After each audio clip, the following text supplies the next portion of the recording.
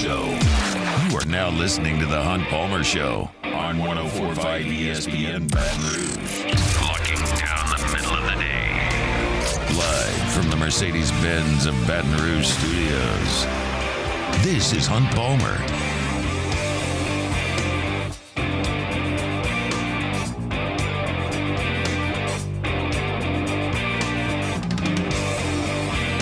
Welcome in. Hunt Palmer coming to you from the Mercedes-Benz of Baton Rouge studio downtown in the capital city on this Tuesday. Means we're brought to you by Plucker's Wing Bar. Got Jacob Beck and Cassie Spazzali back there on the ones and twos, and appreciate you hanging out with us here on this Tuesday. SEC Media Days rolls on from Dallas, Texas. You know that if you listen to the guys this morning or planning on listening to Matt this afternoon. But we will, as our part, listen to a preview. We'll do a preview of the Oklahoma Sooners, the Missouri Tigers, the Tennessee Vols, and the Georgia Bulldogs. Still got some sound from Brian Kelly yesterday that we did not get to on our airwaves that I want to talk some LSU football. So lots and lots and lots and lots of football over the next 2 hours. But of course, we will continue to cover the Major League Baseball draft, which is cranking up right this second, rounds 11 through 20.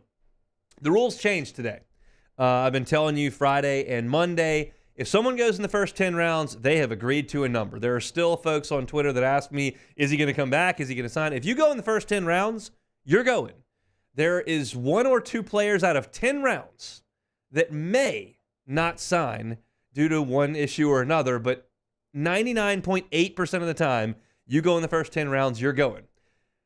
11 through 20, that's the wild, wild west. Anything can happen. You can see DJ Uiagalelei go like he did last year. You can see Johnny Manziel get picked by the Red Sox like he did. They're taking folks they have no intention of signing whatsoever. They're taking folks that they really think they can use. They're taking seniors with no leverage. They're actually taking folks they don't anticipate will sign, but if some money frees up, you might be able to jump in late and sign them. So there are a lot of things at play here over the next 3 hours and change with the Major League Baseball draft, but you feel like it's unlikely any LSU player that you're thinking of, whether it's a signee or someone off the current team, gets picked today and goes. Now, it can happen.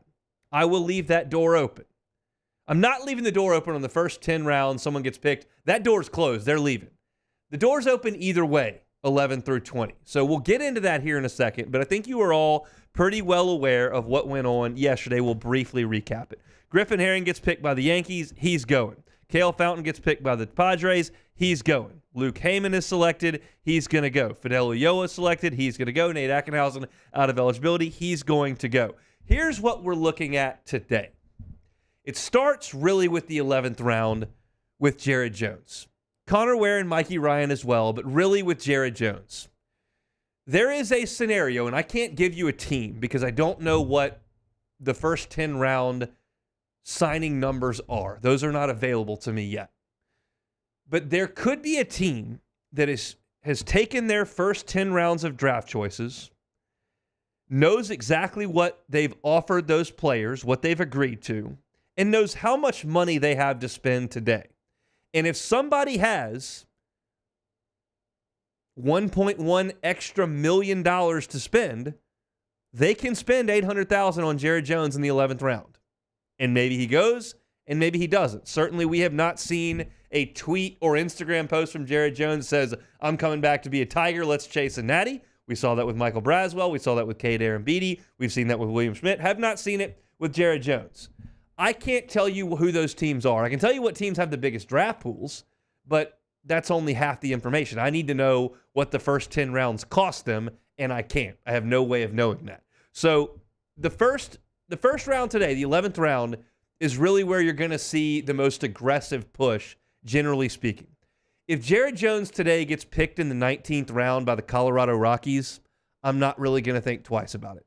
It's a possibility he could move on. If he gets picked in the 11th round by the Indian Guardians, as it is now, who have a massive draft pool, if he gets picked in the 11th round by the Rockies, who have a big draft pool, like, we'll talk about that. And that's going to happen in the next 25 minutes if it does. But right now, it's realistic to think Jared Jones could be back at LSU and very well might be back at LSU. It's reasonable to think Connor Ware and Mikey Ryan, the JUCO lefty and the shortstop from Rummel, may be at LSU instead of signing professionally. But you've got to dodge today. It's right now, by my math, a pretty successful 2 days for the LSU baseball program. I can start to look at a roster for next year and feel okay about the forecast, not in terms of how they'll perform, in terms of who it's going to be. I've got my handy-dandy legal pad here, and it's got a baseball diamond on it, and it's got a potential bench on it and a pitching staff labeled starters and relievers, and you start to go around based on the first 2 days of the draft, which are the most important, and it starts to look pretty good on paper. Now, keep in mind, you could say, Sunshine Pumper Hunt, always a homer, always thinking the optimistic. I sat here 2 weeks ago, maybe 3 weeks ago, and said, I'm looking at this team, and this looks worse than the team that took the field in Chapel Hill to me. You lose Tommy White, you lose Jared Jones, you lose your starting rotation, potentially your ace stopper. I don't see a lot of home runs. You don't have proven starting pitching. Like, I need to see this play out before I start banging the drum for Omaha 11 months out. And now we have more information, and I can start to look at an infield that very well could have Jared Jones and his 28 home runs at first base, and Stephen Milam emerging as a star at second, and Michael Braswell, steady as she goes, very much a veteran, 3 years of SEC experience under his belt at short. Daniel Dickinson, a Team USA potential player at third base. Josh Pearson in left. Chris Stanfield, who, oh, by the way, was the Cape Cod hitter of the week this week, had 11 hits over the week in Cape Cod with the wooden bat. Patrolling center field, Ashton Larson, who's had a monster summer in the Cape, had 4 hits the other day in right. Luis Hernandez at designated hitter. He hit 20 home runs last year. And that doesn't even include bench guys like Jake Brown, Ethan Fry, Dalton Beck, who was the player of the year in the Southland Conference. Tanner Reeves and Tanner Schmidt, who were junior college left-handed hitters. Derek Curiel, a top 10 high school player by some in this class. Eddie Yaman, Cave Aaron Beatty, Mikey Ryan, John Pearson, Josh's younger brother. That bench I just rolled off is 1, 2, 3, 4, 5, 6, 7, 8, 9, 10 deep. So it's starting to look a little bit better. Jones becomes a linchpin here. If his name is not called in the next 45 minutes, it feels like he's coming back. And then all of a sudden, you build a lineup around Jared Jones. You get in front of him Stephen Milam and Daniel Dickinson. You've got maybe behind him Luis Hernandez or Jake Brown or Dalton Beck or Trevor Schmidt, who had a bunch of home runs in junior college. And then you start to talk about role pieces on the offense, like Chris Stanfield, who's a really athletic player that maybe hits towards the top, maybe hits towards the bottom. Josh Pearson, who you feel confident gives you a professional at bat. You got Michael Braswell. Instead of maybe leading him off, maybe he's the 9-hole hitter with that kind of on-base ability, as opposed to plugging just a defensive guy in the back end at number 9. And you've got guys like Dickinson and Milam at the front in front of Jones. Larson can hit right there in the middle of the lineup. Like that all of a sudden starts to feel a lot better than it did. And I didn't mention Blaze Priester or Cade Aaron Beatty and what they could give you offensively. Like that looks pretty good to me. And I start to look at potential starting pitchers. Chase Shores, Anthony Ianson, Zach Cohen, Cade Anderson, Devin Sheeran, William Schmidt, Jacob Myers, Connor Ware. I just gave you 8 names. Keep in mind, I did this last year and felt really good about that, and it didn't work out. You all of a sudden had 2. But then I go to the bullpen. These are guys I didn't even mention as starters. Chandler Dorsey with closing experience. Gavin Guidry, feel pretty good with him out there. Connor Benj has been a high-leverage reliever for Dallas Baptist. Jaden Newt, Cade Woods, DJ Primo, Magic Rizzi, who wasn't selected yesterday, who's 6'9". Kason Evans, who was a draft risk yesterday. That's 8 more guys. I just named 16 pitchers. And I don't mean to dismiss guys on the roster like David Hogue or Ryan Castillo or Mick Paul or Dylan Thompson. They're just not guys that I think right now are at the top of the lineup. But you're starting to see a lot of depth in both spots. And that's what you would expect at LSU. When you have a signing class ranked that highly that can get William Schmidt and Derek Curiel and Cade Arambidi through the draft, that maybe can get Mikey Ryan through the draft, and then you bring in 13 transfers to supplement what you had coming back with Stephen Milam and Michael Braswell and Josh Pearson and Aston Larson, Chase Shores, Gavin Guidry. Like, the depth is very impressive here.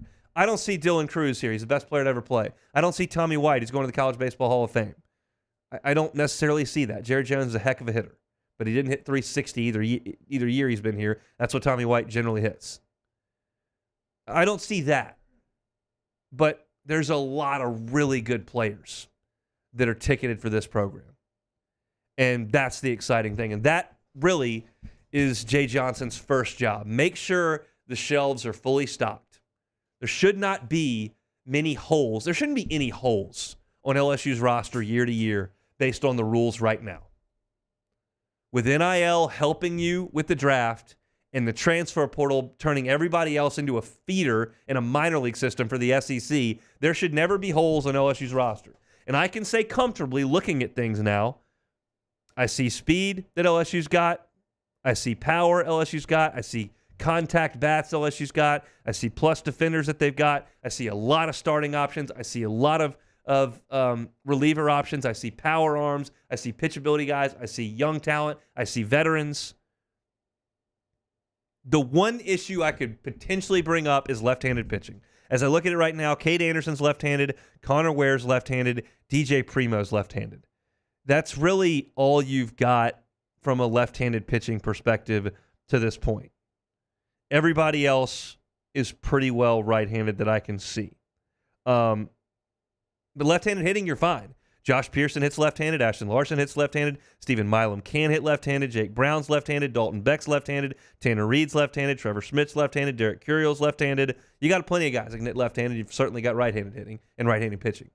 But right now, as I look at it, survey the situation. We'll keep you updated as long as we can the next hour and 45 minutes on what things happen in the Major League Draft today. LSU looks pretty good. And I said back on Friday, LSU was going to get hit hard by this draft. And there have been defections, no doubt about it.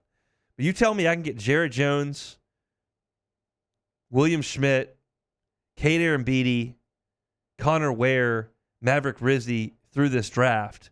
Like, that's pretty good.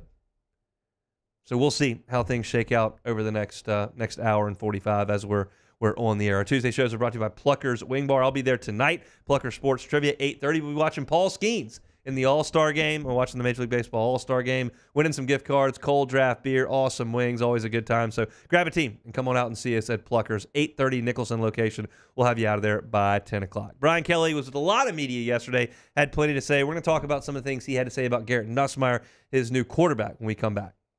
You are now listening to The Hunt Palmer Show. Audio Video Security Solutions, avssla.com is the website. Check them out on Instagram, avss_BR. I was talking to Mitchell Fisher last week when he was over at the house checking on some things for us, and one of the things that he loves to do, they haven't done a ton of them, but they have the capability, if this is something you're interested in, golf simulator. It's like 1,000 degrees outside. A lot of you don't want to go out there and play golf. I get it. Don't want to go out there and hammer balls on the driving range and soak through your shirt and 2 golf clubs. How about indoor golf practice at a golf simulator at your home? If you've got room, you've got that in your budget, have no idea where to start with the installation, right here. Audio Video Security Solutions. That Mitchell Fisher and his team have done this. They'd love to do it again. You go ahead and pick out what you want. They'll do all the installation right there at your home. A golf simulator in the home. Audio Video Security Solutions can help you out. It's avssla.com online. Audio Video Security Solutions. Our listeners fire off their opinions on the jimsfirearms.net hotline at 499-1045. Keep listening for your next chance to shoot us your thoughts with the jimsfirearms.net hotline on 1045 ESPN Baton Rouge. Bayou Chrysler Dodge Jeep Ram is taking $20,000 off new 23 Ram 1500 trucks. We're open for business in our beautiful new showroom and taking $20,000 off the powerful Ram truck. All new Bayou vehicles come with a 7-year, 100,000-mile warranty. The crew at Bayou Automotive is going to do right by you. Gulf Coast Office Products is a nationally recognized Savin office equipment dealer based right here in Louisiana. Over 100 employees strong, Gulf Coast has the boots on the ground to support all vertical markets from education, engineering, legal, and finance. With the latest in office technology from desktop to production segment units, Gulf Coast and Savin have the perfect fit for you. Call 225-756-2644. That's 756-2644 for Gulf Coast Office Products.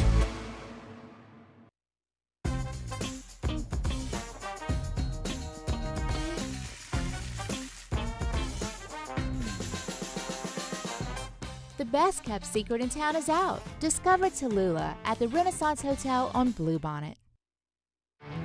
There it is, the extra mile, on the border of expected and extraordinary for those willing to go further, like vans customized for work or play, with safety and tech to keep you connected, supported by a 5-star sales, service, and finance team, and backed by the 1-star you know. So go the extra mile. It's never crowded because so few have what it takes to go there. Mercedes-Benz Vans. Elevate brand visibility, ignite customer engagement with the power of radio and digital advertising combined. Guarantee Digital Media brings the two together as a trusted media partner in Louisiana for nearly a century. Claim your free digital audit at guaranteemedia.com. I've been doing business with Luba for 25 years. They're dependable, trustworthy. It's just the attention to detail with our clients. Our folks have years and years of experience. They're highly trained professionals, but many companies have that asset. What I'd like to think makes Luba a bit different is that we use those talents in a way that truly is dedicated to serving the needs of the folks who depend on us. Breck teamed up to reimagine your parks, and you imagined big. With your help, we went to work, creating 12 beautiful community parks across the parish. A family-sized water park, miles and miles of trails, and parks just for your dogs. There are more places to splash, to explore, to run wild, and even soar. You imagined, we delivered. Gold. Breck, your #1 park system in the nation. Electricity is all around us, and our families depend on it. Every day is sparked by the power of a cold drink. It's Matt Moscona inviting you to join us for Tuesday's AFR, powered by Sunshine, your hometown John Deere dealer in Louisiana. Day 2 from Radio Row at SEC Football Media Days, and Commissioner Greg Sankey joins us. Hopefully you will. 3 to 6, 104.5 ESPN, Baton Rouge.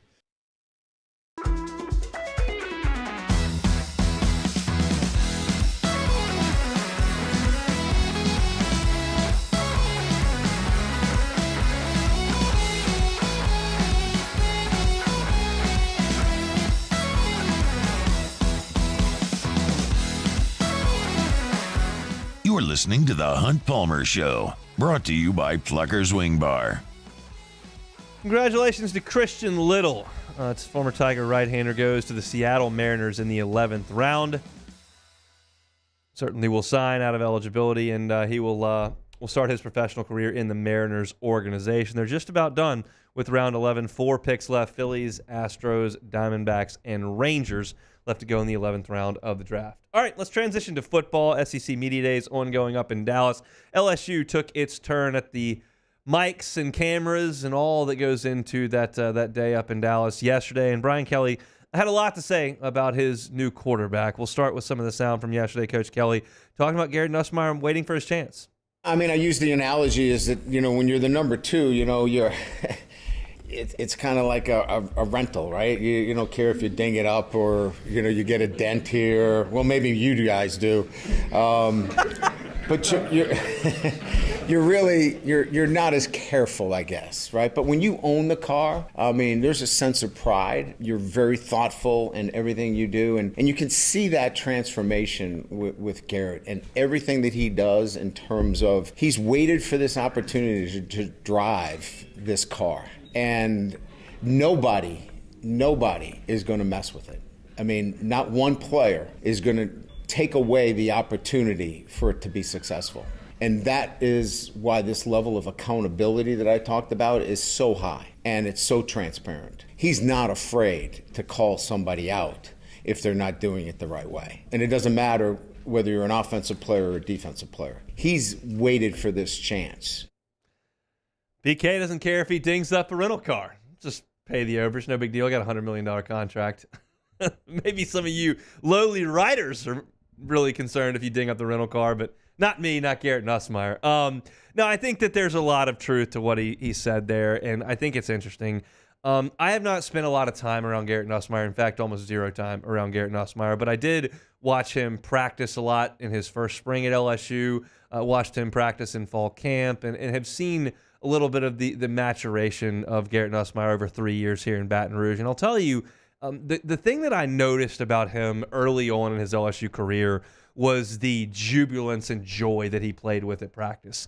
When they'd hit a play, he'd go running down the field, yelling and screaming, waving his arms, jumping up on guys, patting them on the helmet. He was a joyous player at that point. Now, he's doing no media at that point. He's certainly not wearing a suit and being paraded around at SEC Media Days. It's a completely different environment than where he was as an 18-year-old in his first spring doing all of that. But I get the sense that there's been a great deal of maturity, and you could see that in the way he carries himself, and I think you can probably see that in the way that he plays. He turned the ball over like crazy in that first spring game. He turned the ball over every time he got an opportunity to play early on in his career, and he did not turn the ball over in the bowl game. And I think he didn't turn the ball over against Alabama either. So I think that you're seeing a maturation there of a guy that is starting to have everything kind of slow down and come into picture. There's a chance I'm reading too much into that, me looking at one guy practicing 2 years ago in the spring, one guy in a suit answering questions in media day. But I think it's just only natural that over the course of 3 years in college, certainly with me and a lot of people, you just kind of figure some things out as you go. And I think there's reason to believe that Garrett Nussmeier's kind of reached that point. Now, Brian Kelly spoke to what exactly he's learned from sitting back watching the best quarterback in the country do things last year. Persistence, discipline, and I think it's more than anything else, I think it's given him a sense of he can be Garrett Nussmeier, but he can be a Garrett Nussmeier that doesn't put our football team in a negative situation. He's got weapons. He's got the ability to lead this football team without having to be cavalier or careless. And I think that that's what he's learned. It's very interesting because that's the exact opposite thing Brian Kelly said about Jaden Daniels midway through the 2022 season.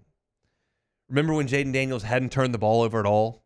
And Brian Kelly said, he has no interceptions, and that sounds great, but maybe that means we're not taking enough chances. And when he talks about Garrett Nussmeier 2 years later, that was Jaden Daniels before his Heisman season. 2 years later, he's saying, he's not quite as cavalier. He needs to make sure he doesn't put our team in harm's way. You're coaching the opposite. You're coaching Jaden Daniels, hey, throw it. You're coaching Garrett Nussmeier, hey, just calm down. It's a very different message, and I think they're very, very different quarterbacks. That should come as no surprise to anyone. And I think the only perspective we have on this is Miles Brennan taking over for Joe Burrow in terms of Heisman Trophy, number one offense in the country, absolute juggernaut, 2 first-round wide receivers. Okay, they're all gone. What's next? And Miles Brennan was next. And Miles Brennan, while not Joe Burrow, is similar to Joe Burrow in terms of stature and kind of style of play. Joe's a better athlete, runs better, but they're both good size, not great size, good arm, pocket passers that were kind of running the same thing with the same offensive coordinator. I realize that, yes, you had lost Joe Brady, but Steve Ensminger was still there. This is a new offensive coordinator, although it's the quarterback coach, but it's a totally different skill set. So to me, it's not like you're going to have to watch Garrett Nussmeier try to run Jaden Daniels' offense. No. Jaden Daniels runs Jaden Daniels' offense. Garrett Nussmeier's got to run Garrett Nussmeier's offense. They're not the same. I could make the case that Miles Brennan needs to run Joe Burrow's offense. It's going to look very similar. This is not. And so I'm curious how that plays out. And Brian Kelly spoke to Garrett Nussmeier knowing that he can be kind of his own guy.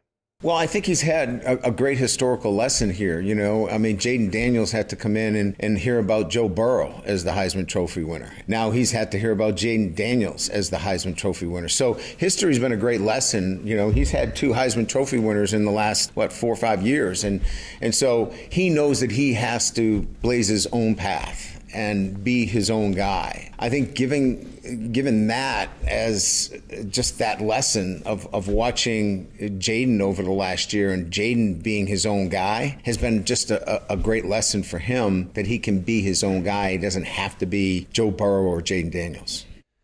Here's the deal with Garrett Nussmeier. I don't know if he's going to throw for 3,700 yards and 28 touchdowns. I don't know if he's going to throw for 2,700 touchdowns and 27. If he does that, he'll do pretty well. 2,700 yards and 11 touchdowns with 7 picks. Like, one of those is really good, one of those is not. I don't know what it's going to look like for certain. I have my thoughts, but I don't know. What I know is that LSU is not going to have to worry about his preparation, his attitude, his commitment, his demeanor, all the intangible things that you need from your quarterback. You're going to get from Garrett Nussmeier. He's not young. He's old. He's not new to the position or new to the school. He's been doing both a very long time. He's not coming from a background that just told him how great he was all the time and he's never dealt with adversity. No, he's coming from a background where he's been coached up his whole life. He understands what being a teammate means, and he's moved all over the place growing up. So it hasn't been handed to him on a silver platter. He's going to check all of those boxes until the ball is snapped. And that it's a comforting thing for sure. If you're an LSU fan, if you're an LSU coach, if you're part of that football program. And then what really matters will happen, and we'll see, and we'll react to it all. My gut tells me he's going to be great. I was listening to Texags Radio this morning because Moscona was on it. I was curious kind of what the angle was on their discussion. I've kind of been consuming a lot of SEC Media Days content from all around the league. And they said, where do you put Garrett Nussmeier in this hierarchy of SEC quarterbacks? And I think it's reasonable to suggest, okay, I'm not going to toss him right up there with Carson Beck today. That's not necessarily what you think. And you kind of look around the rest of the league and you go, okay, Quinn Ewers has got a few more skins on the wall. I'm probably not going to put him in that breath. And then you start to look at the guys who haven't necessarily played as much, but have a lot of talent. Neo Iamalieva, Connor Wigman. Those are guys you would look at as talented guys that haven't played a ton. Okay, I think he fits in with those guys. Joe Milton has played a lot, and Jackson Dart has played a lot. And there's some of these guys that you're Peyton Thorne and looking down at Florida at Graham Mertz. Like, those guys have played a ton, but is he as talented as some of those guys? Probably. Brady Cook doesn't run like Jalen Milroe, but I think it's reasonable to slot Garrett Nussmeier in there 5'6" in the SEC. And with the weapons around him, like, that should be a pretty damn good offense. It's a league that's got some really good quarterbacks in it. So I've been saying all summer, like, I feel pretty good about where LSU is at quarterback. I do. I don't think that, LSU's not going to skip a beat on offense. They will. But I think that you've got a guy who's ready to do this. And when you lose a quarterback to the NFL, which LSU just did, all you can ask is that he's ready to do it. We'll see. We'll get things started up against Southern Cal coming up on Labor Day weekend. If you're looking for our LSU football content now that fall camp is getting really, really close, Hunt on LSU on YouTube. Subscribe up to the channel. We certainly do appreciate it. Speaking of young guys who haven't played a ton that are super talented, Jackson Arnold is one of those. He's going to lead the charge for Oklahoma. Oklahoma will come to Tiger Stadium the final weekend of the regular season. We'll talk Sooners coming up next. You are now listening to The Hunt Palmer Show. Evolve Physical Therapy, evolvept.com. Robbie Bolton has been at this about 20 years in the physical therapy game. What I talk to Robbie, all I hear about is he wants active people that are looking to get back to their active selves. I tell you that every single day. That doesn't really have an age limit. It could be 9 with a youth sports injury. Could be 68, trying to get back to running every day, trying to get back on the golf course. If that's you or someone in your household and you have not had a quality physical therapy experience or have not had any physical therapy at all, Evolve Physical Therapy is where you need to go. They're on Starring near Highland Road. They do this isokinetic testing, and it's not for everybody. It's really for folks that are a little bit younger, that are looking to get a little bit more out of their body. It's what he uses with Kevin Gaussman when he comes back in the offseason before he goes back out to spring training. They kind of test Kevin to see how his body's responding, and you can get actual results with how that physical therapy is helping you and how your body is performing. Trying to get back to where you were, you'll know. The isokinetic testing will tell you. They've got a lot of different services they'll offer with soft tissue manipulation, dry needling, cupping, scraping. All of that can be done at Evolve Physical Therapy with Robbie Bolton and his team. They're online at evolvept.com. They're at Starring near Highland Road. If you're looking to get back to your active self, Evolve Physical Therapy. In times of need, get a full list of phone numbers, websites, and other important emergency information on the Demco Stormwatch page at 1045ESPN.com. When it comes to ending cancer, we push forward, always working together for you. That's why our cancer experts at Ochsner have clinically integrated with MD Anderson Cancer Center. This means advanced cancer care, including access to life-saving clinical trials and integrating care to treat the whole you. Introducing Ochsner MD Anderson Cancer Center. Long live you. Bayou Chrysler Dodge Jeep Ram is taking $20,000 off new 23 Ram 1500 trucks. We're open for business in our beautiful new showroom and taking $20,000 off the powerful Ram truck. All new Bayou vehicles come with a 7-year, 100,000-mile warranty. The crew at Bayou Automotive is going to do right by you. Gulf Coast Office Products is a nationally recognized Savin office equipment dealer based right here in Louisiana. Over 100 employees strong, Gulf Coast has the boots on the ground to support all vertical markets, from education, engineering, legal, and finance. With the latest in office technology, from desktop to production segment units, Gulf Coast and Savin have the perfect fit for you. Call 225-756-2644. That's 756-2644 for Gulf Coast Office Products.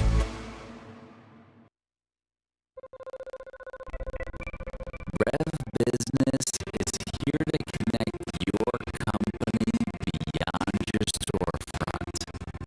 We're here to power your passion, improve your communication, and link you to your customers with the services you need and the local support you deserve. Backed by our commitment to 5-star reliability. For a limited time, get internet plus 2 hosted phone lines for only $133. A powerful combination at a great price. Visit letsrev.biz. Rev Business. At Relief Windows, we're more than windows. We're windows, doors, hardy plank, and vinyl siding. But our number one product is always customer satisfaction. Visit us online at reliefwindows.com. Oh, by the way, we do shutters too. Bayou Ford has $10,000 off F-150.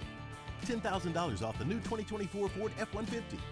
And all new Bayou Ford vehicles come with a 7-year, 100,000-mile warranty. The crew at Bayou Ford is going to do right by you. The Windsor Senior Living Community in Mandeville, Louisiana is a beautiful, vibrant apartment community geared towards seniors. Matt Moscona inviting you to join us for Tuesday's AFR, powered by Sunshine, your hometown John Deere dealer in Louisiana. Day 2 from Radio Row at SEC Football Media Days, and Commissioner Greg Sankey joins us. Hopefully you will. 3 to 6, 104.5 ESPN, Baton Rouge.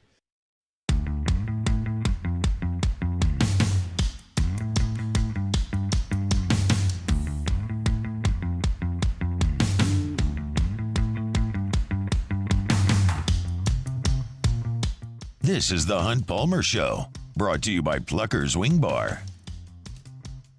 Just about 8 picks left in the 12th round. No Jared Jones, no Connor Ware to this point. We'll keep you posted as the MLB draft continues to churn on. But our focus today, mainly on football as SEC Media Days rolls on. And this year it includes the Oklahoma Sooners, one of the 2 new additions to the Southeastern Conference, Brett Venables, and 3 of his players meeting the masses up there in DFW today. And so I thought it'd be a good time to start talking a little Oklahoma football. And I think a lot of folks are really excited for that ball game to end the regular season inside Tiger Stadium. I can already there'll be a chill in the air for that one. Oklahoma's never come out of that tunnel in my lifetime. I don't know if they've ever been to Tiger Stadium, but certainly not since I've been around. So I'm very, very much excited to see that ball game, and there could be a lot on the line as two teams who are kind of thought of in the tier behind Alabama and Texas, or Georgia and Texas, as teams that could knock on the door of the playoff, and it's possible that night, that they're a playoff spot on the line. Brent Venables took over for Lincoln Riley, and in year one, they went 6-7, which is a bad year, but it's exacerbated when you realize that Lincoln Riley went 56-10 in his time in Norman. 56-10 to 6-7. They kind of put things back together, went back to the drawing board, and last year had a good year. They went 10-3, 7-2 in league play. Dylan Gabriel was really good at quarterback. He completed 69% of his throws, 3,600 yards, 30 touchdowns, only 6 picks. And now he's gone because they turned the keys over to Jackson Arnold. And Jackson Arnold really only played in the bowl game last year. He did mop-up duty against Arkansas State, Tulsa, BYU, but he played in the Alamo Bowl against Arizona, 26 of 45 in that game, 361 yards and 2 touchdowns, all very, very good. He did throw 3 interceptions in that game. So you're going to have to grow up a little bit as a true sophomore, and that's the goal for Jackson Arnold. The offensive line is just about an entire overhaul for Oklahoma. The wide receiver play should be fantastic. This is a defense that, look, under Brent Venables hasn't been great, and that surprises me. I know Lincoln Riley's defenses were awful, so maybe I shouldn't have expected it to just flip a script just like that. But they were 122nd in the country his first year and 79th last year. They need to be a top 30 defense under Brent Venables if they're going to be really, really good and compete for championships.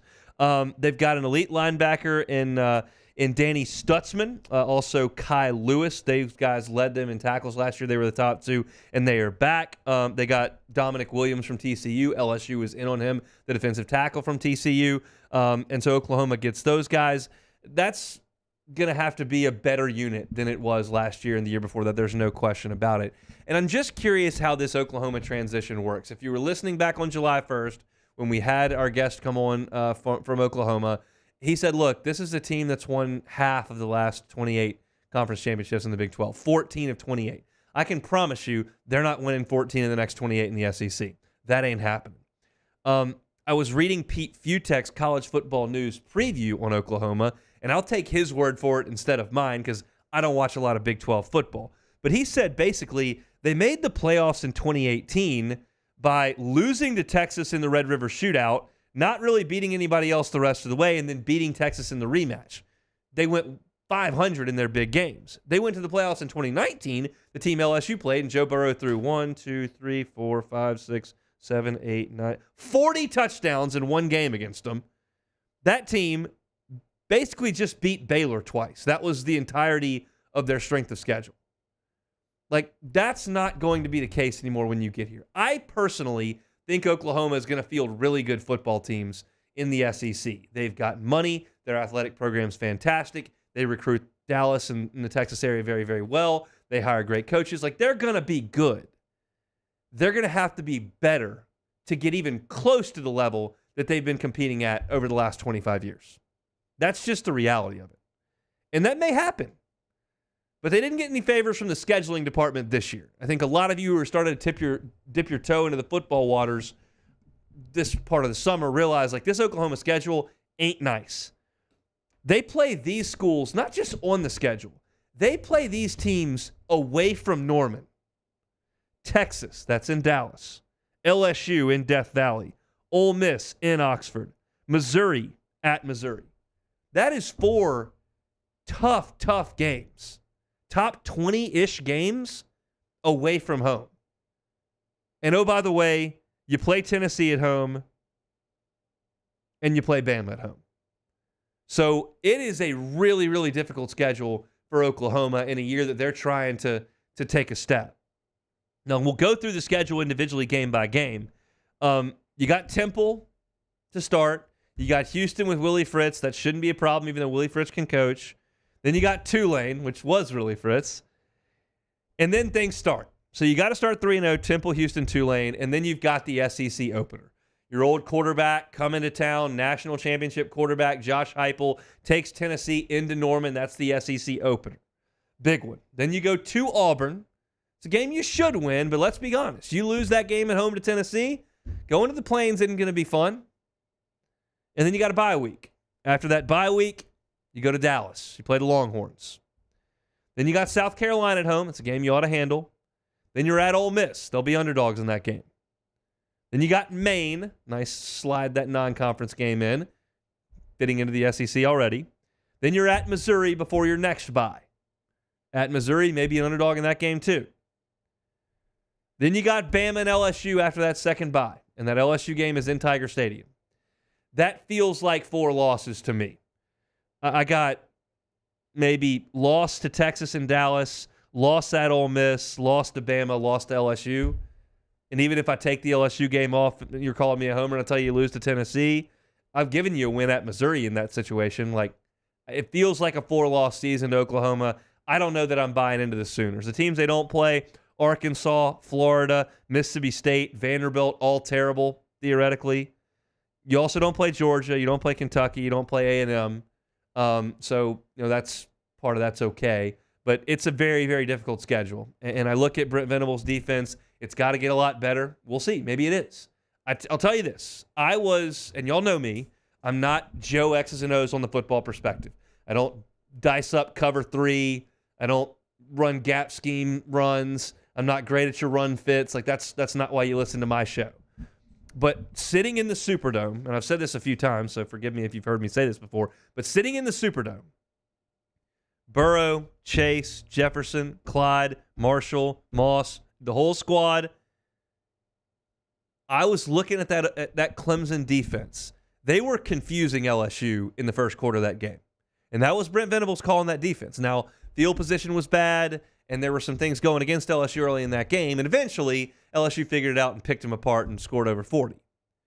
But they did a good job early at disguising things and timing blitzes and making LSU uncomfortable, and I don't usually notice a ton of that. That's Brent Venables, and I thought he would take that to Oklahoma and they would be very, very good on defense pretty quickly. They haven't been good on defense yet. That needs to happen now, and then you need your 5-star quarterback Jackson Arnold to become a great player, and then all of a sudden you've got something. But against this schedule, trying to figure some things out, I don't love Oklahoma this year, but I am very, very much looking forward to Oklahoma coming to Tiger Stadium at the end of the regular season. So that's our first look at an SEC team from SEC Media Days up there in Dallas today. Still got in the second hour looks at Georgia and Tennessee. We're still going to hear some from Brian Kelly about Harold Perkins and what he plans to do with him. When we come back, the Missouri Tigers, not on OSU's schedule this year, but a team that many think can make the playoffs. I was listening to Andy Staples earlier today. He was on off the bench, and he said, look, all 4 teams that go today in SEC Media Days could be playoff teams. And I think that's a reasonable thought. Could be. They won't all be. In fact, probably one will be. But they could all be playoff teams. Missouri's in that mix. What do I think about the Missouri Tigers? I'll tell you coming up next. You are now listening to The Hunt Palmer Show. One Bath and Closets. OneBathAndClosets.com is the website. David Duvall and his team, 30 years redesigning and remodeling bathrooms and closets. If you locked in a great interest rate at your home a couple of years ago and are not in a hurry to move to pay 6% instead of 3%, understandable. Doesn't mean that you can't improve your living situation with a brand new custom closet. How much clutter is in your closet right now? Is it just a disaster? Well, fix that. Create some more room. Customize the closet to your needs. David Duvall and his team can do that. Full-scale bathroom renovation. They can handle that. Something as simple as just a tub-to-shower conversion, they can do that too. All of it starts with a free consultation with David Duvall and his team.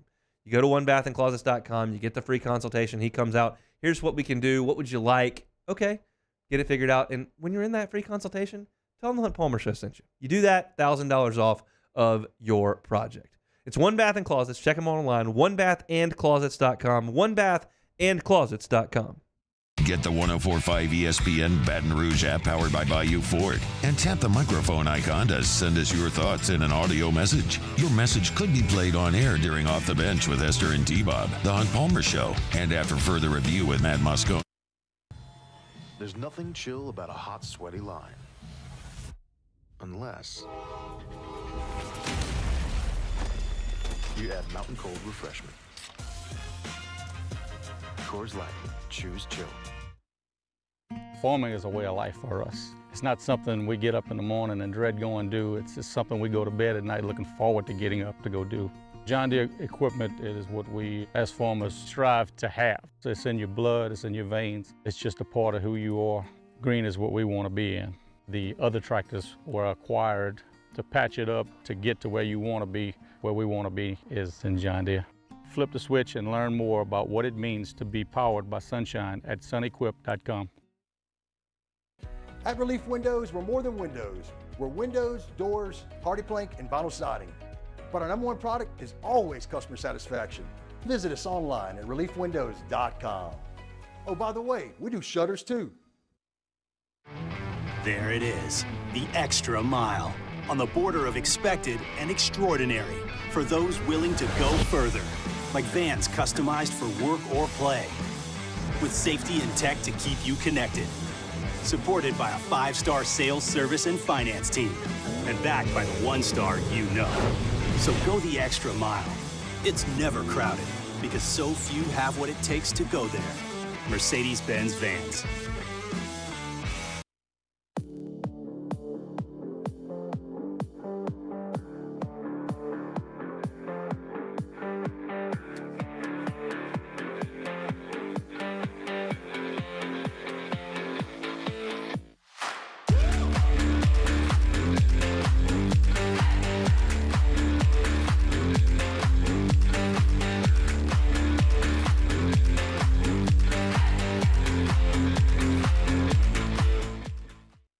Hey, it's Matt Moscona. For years, you've heard me tell you about Insurance Network of Louisiana, helping you find better coverage for less money. But it's not just for your home and auto. They also offer commercial property. So, retail stores, professional offices like doctors, dentists, attorneys, clothing boutiques. Insurance Network of Louisiana can find you better coverage for less money. They service the entire state of Louisiana, and they're local. So call today at 293-0450 or lainsurance.net. Gulf Coast Office Products is a nationally recognized Savin office equipment dealer based right here in Louisiana. Over 100 employees strong, Gulf Coast has the boots on the ground to support all vertical markets, from education, engineering, legal, and finance. With the latest in office technology, from desktop to production segment units, Gulf Coast and Savin have the perfect fit for you. Call 225-756-2644. That's 756. Matt Moscona inviting you to join us for Tuesday's AFR, powered by Sunshine, your hometown John Deere dealer in Louisiana. Day 2 from Radio Row at SEC Football Media Days, and Commissioner Greg Sankey joins us. Hopefully you will. 3 to 6, 104.5 ESPN, Baton Rouge.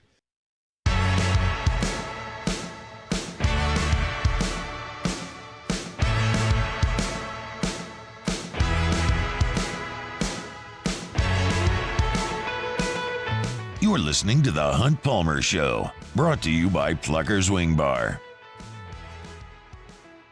Chugging along through the 13th round of the Major League Baseball draft, the Cubs just took Evan Oshin back from Texas A&M. I don't think he's going to sign with the Cubs. You don't think so? He's already applied for a waiver to come back. I think he's probably going to go back to A&M. But then why'd they do that, huh? They should have got somebody else. Well, I wish they would take him away from A&M. That would make me feel really, really good. I don't think he's going to pitch in the big leagues anytime soon, but I would certainly would take him away from the Aggies because he's been really good for them for 4 years. He's going to have to get that waiver. If he doesn't get the waiver, I guess he will sign for something there. But that's interesting. No Jared Jones to this point through the half the 13th round. All right, let's talk about Missouri here pretty briefly. LSU does not play Mizzou this year, so we're not going to just dive too deep into them. But I think it's interesting to talk about this team for a couple of reasons. They're coming off of an 11-2 season. How great was that season? I don't know. They lost to Georgia. They lost to LSU. They did not play Alabama. They smoked Tennessee last year, 36-7, which was great. But were they great? You can kind of be the judge of that. On offense, they were good statistically, 434 yards per game, 32.5 points per game. They were third in the country in the red zone. They only turned the ball over 6 times all year. All that's very, very good. And, of course, Cook comes back and Burden comes back, and that's fantastic. They don't have Cody Schrader, but he was a D3 product, so they go down and get running back transfers from App State and Georgia State, who people that study this a lot closer than I do think are pretty good players. So the offense with Eli Drinkwitz calling the play should be pretty good. On the defense, they don't have a lot of stars. They went and got 7 transfers on the front 7 to add some depth to some players that are coming back. They went to Clemson and got a quarterback named Torian Pride. But here's the deal with Missouri. This is, to me, the whole story. It's not Cook. It's not Burden. It's not Eli Drinkwitz and whatever he says today. It's this. Beck, you tell me who you think some of the worst football teams in the SEC will be this year. Okay, how about Vanderbilt, obviously? Vanderbilt. That's a quick one. Yeah, Missouri plays Vanderbilt this year. Florida? Florida, not going to be good, but Missouri does not play them. Okay, how about South Carolina? South Carolina is not going to be good. Missouri plays them. Okay, and how about Arkansas? Arkansas, not going to be good. They play them. How about Mississippi State? You think they're going to be bad? Probably they play not going to them. be very good. How about Auburn? You scared of them this year? Not really. They play them as well. It's just, to me, it's just not. They do not play Texas, who we think is going to be really good. They don't play Georgia, who we know is going to be really good. They don't play LSU. They don't play Tennessee. They don't play Ole Miss. Like, their toughest games are at A&M, at Bama, and then Oklahoma at home. That's the 3 games that really stand out. If you think Missouri is going to beat Arkansas, win at Mississippi State, win at South Carolina, beat Auburn, and beat Vanderbilt, if you think those are going to happen, and that's probably the bottom of the league, save maybe Kentucky and Florida. If you think they're going to win those games, then I honestly think they may just have to go 1-2 at A&M, at Bama, home Oklahoma. Now, maybe not. Maybe the playoff committee could look at a 10-2 Missouri and say, hey, Missouri, I know you're 10-2, but these are your wins. Murray State, Buffalo, Boston College, Vanderbilt, Texas A&M, UMass, Auburn, South Carolina, Mississippi State, and Arkansas. You didn't beat Oklahoma. You didn't beat Bama on the road. I can't put you in the playoff because you beat Texas A&M in Kyle Field. Maybe that's the case. But as I look at it, like, if they find a way to go 1-2 there, they've at least got a real chance to make the playoff. This is purely schedule-based to me. I don't think Missouri's great. And my gut tells me, because they're Missouri, they'll probably slip up in one of these games. Auburn at home, at South Carolina, at Starkville. South Carolina's tough.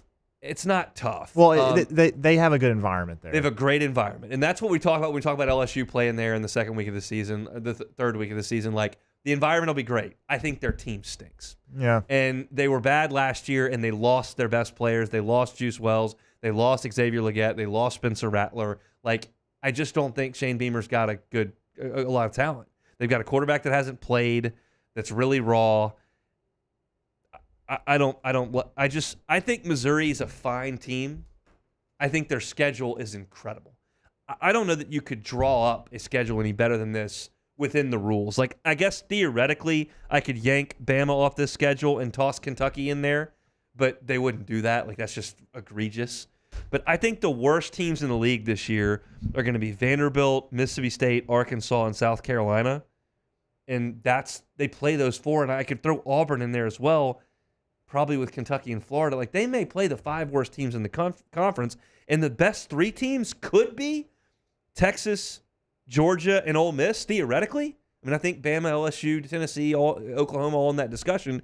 They may not play the best 3 teams and, yes, play the worst 5. That's a huge story to me. So we'll see. I don't really care about Missouri, so I don't spend a lot of time thinking about them. But it just jumps off the page when I look at this at like, whoa, that is a nice gift from the folks over in Birmingham scheduling-wise. I haven't talked about this in a couple of days, so I'm going to do so now. If you look at my Twitter profile, the pinned tweet at the top of my page is an online tip jar for the folks at the Baton Rouge Children's Advocacy Center. We'll have a fundraiser coming up on Thursday night at LaBerge, where we'll raise a ton of money for the Baton Rouge Children's Advocacy Center, and I'm thrilled to be a part of this as the second year. Y'all have been incredibly generous. I got a text message the other day from Brett Reynolds, my contact over there, who said that I actually had the most tips online of anybody, which is incredibly humbling, and it's incredible credit to you all for listening and being as supportive as you have. I've been to the Baton Rouge Children's Advocacy Center. They help children who have witnessed crimes in their home or have been victims to awful things, and try to help them as they grow up deal with that in that unfortunate circumstance at a young age. It's an incredible organization with unbelievable people, and I'm so honored for the second year in a row to be able to raise some money for them. So if you've got some means and have it in your heart, and you can go to my Twitter profile at HuntPalmer88 and click my huge face there on the tweet. My online tip jar is right there. No donation is too small. If we can just get a few people to donate the minimum amount, we can really make a difference. So I'm thrilled to be a part of this with the Baton Rouge Children's Advocacy Center, and so happy that you all have been so generous with your funds. Go to my Twitter page at HuntPalmer88 and donate if you can. We certainly do appreciate it. 1 hour in the books here. In the second hour, we got a lot to get to. Some LSU football. We'll also preview Georgia and Tennessee. So plenty of football to get to, plus the MLB draft keeps churning along. We'll keep you updated. Come back after SportsCenter. It's the Hunt Palmer Show.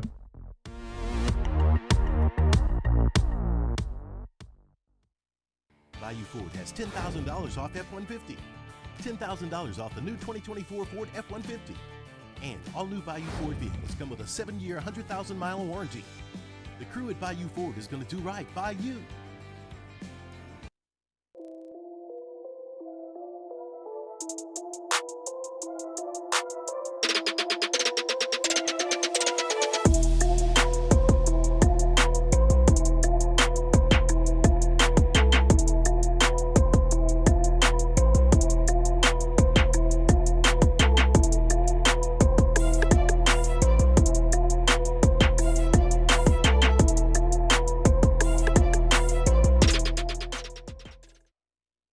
Farming is a way of life for us. It's not something we get up in the morning and dread going do. It's just something we go to bed at night looking forward to getting up to go do. John Deere equipment is what we as farmers strive to have. It's in your blood, it's in your veins. It's just a part of who you are. Green is what we want to be in. The other tractors were acquired to patch it up to get to where you want to be. Where we want to be is in John Deere. Flip the switch and learn more about what it means to be powered by sunshine at sunequip.com. I've been doing business with Luba for 25 years. They're dependable, trustworthy. It's just the attention to detail with our clients. Our folks have years and years of experience.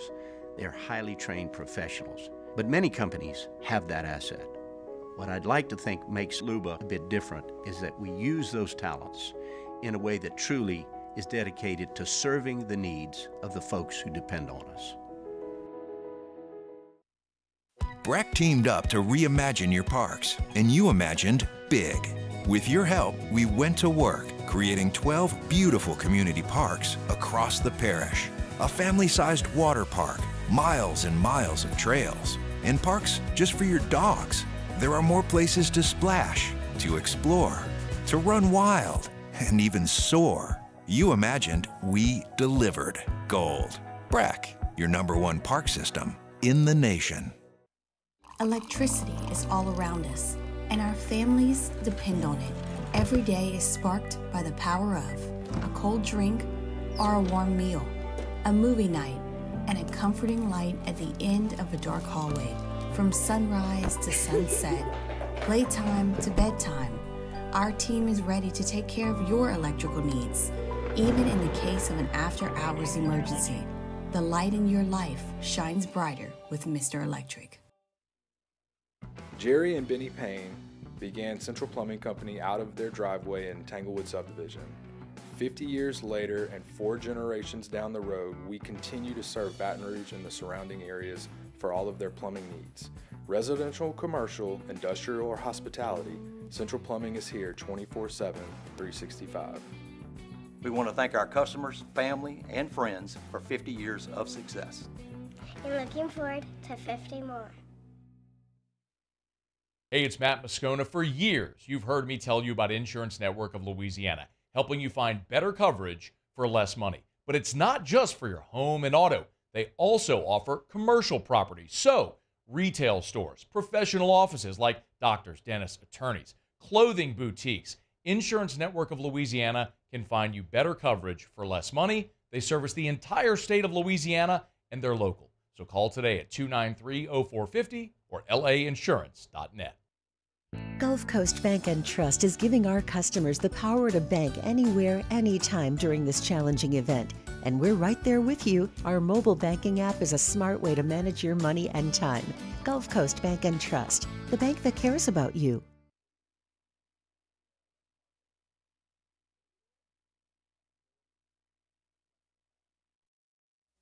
This is SportsCenter. I'm Christine Lisi. Receiver Brandon Ayuk has officially requested a trade from the 49ers amid his contract dispute. Teams that have reached out to the Niners have been told they have no intention of trading him. Bears receiver Rome Odunze signed his rookie contract, 4-year fully guaranteed deal, almost $23 million. Meantime, Chicago's reportedly making progress in contract talks with the top overall pick in this year's NFL draft, Caleb Williams. The Bears confident the deal with their franchise quarterback will soon be done. ESPN NFL analyst Damian Woody. Obviously, when we talk about Caleb Williams, I don't know if a number one pick has been set up better for a quarterback coming in than Caleb Williams has in Chicago. I think GM Ryan Pace has done a masterful job of really surround his young quarterback with the type of weapons that's going to need to compete not only in the NFC North but in the NFC Conference as a whole. Damian Woody on Unsportsmanlike. Pirates sensational rookie Paul Skeens, the pitcher everybody wants to see, starts for the National League in tonight's MLB All-Star Game, 7 Eastern on ESPN Radio. Hey, it's Courtney Cronin. Coming up Wednesday, new Alabama head football coach Kalen DeBoer joins us at 8 a.m. Eastern to discuss replacing Nick Saban and getting ready for the season. It's on Sportsmanlike, 6 a.m. Eastern, right here on ESPN Radio, ESPN2, and ESPNU. Ladies and gentlemen, may I direct your attention to something quite extraordinary? Now, the Hunt Palmer Show. The Hunt Palmer Show on 104.5 ESPN Baton Rouge. Live from the Mercedes-Benz of Baton Rouge studios. This is Hunt Palmer.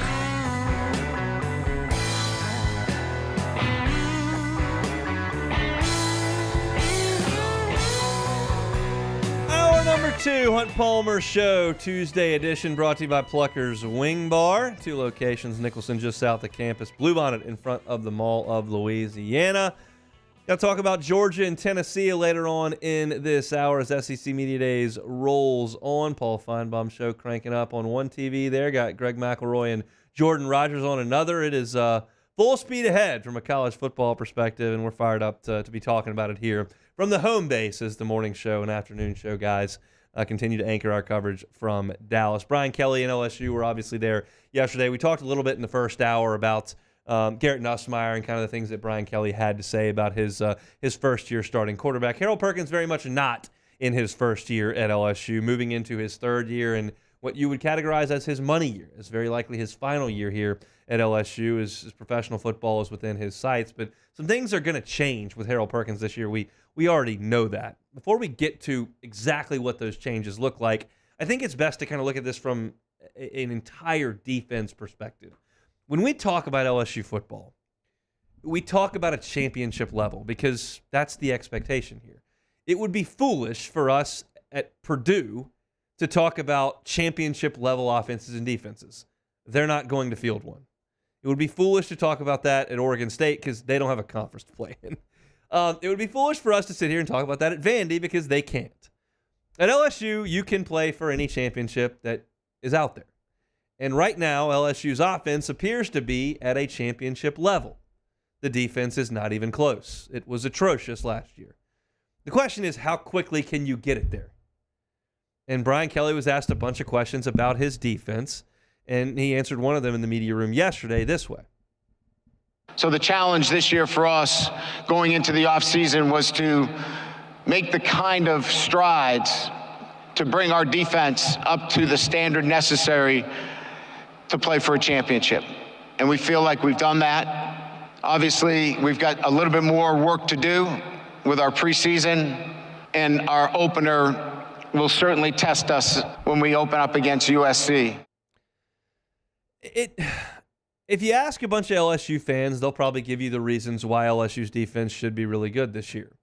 If you ask a bunch of folks outside the LSU bubble, they'd probably say, well, defense stunk last year. How much better could it really get? It's probably somewhere in the middle. That's kind of where I am. I don't expect it to be a championship-level defense. I don't expect it to look like it did last year. I don't have a great explanation for how things got so bad last year. I don't know if it's on recruiting. I don't know if it's on development. I don't know if it's on talent evaluation. I don't know if it's on coaching. I don't know if it's on execution, game plan. I don't know. I think it was probably all of it. And you caught the bad kind of lightning in a bottle, and it was as bad as it can get. I can't imagine in the next 15 seasons of me watching LSU football that it looks any worse on the defensive side. I cannot imagine that.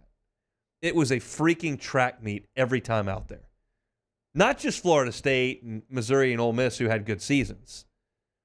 LSU couldn't stop Arkansas in the second half last year. Arkansas. They fired their offensive coordinator 10 minutes into the season. LSU could not stop Texas A&M's fourth-string quarterback. It was a joke last year how bad they were. So you've got to fix it somehow. What's the best way to do that? Well, you got to feature some of your really good players. And they do have a couple of really good players on defense. Harold Perkins is chief among them, in my estimation. And Brian Kelly talked about last year and Harold Perkins and, like, would he do that differently if he had it over? Beck? We would have tied him down and made him eat more. We had an issue relative to his weight gain, and we didn't feel like, that it really was his best position to be inside. And I just felt like we were still in the developmental process with Harold. And, he's, like I said, you'll see him today. He's over 220 pounds. He's physically strong enough to handle the rigors of inside and out. But I just felt like we were needing to put him in the best position possible to succeed. And now where he's physically in a position and he's matured, he now is able to be in more than one position. Maybe all of that is true. Maybe Harold Perkins didn't weigh enough to play on the inside last year.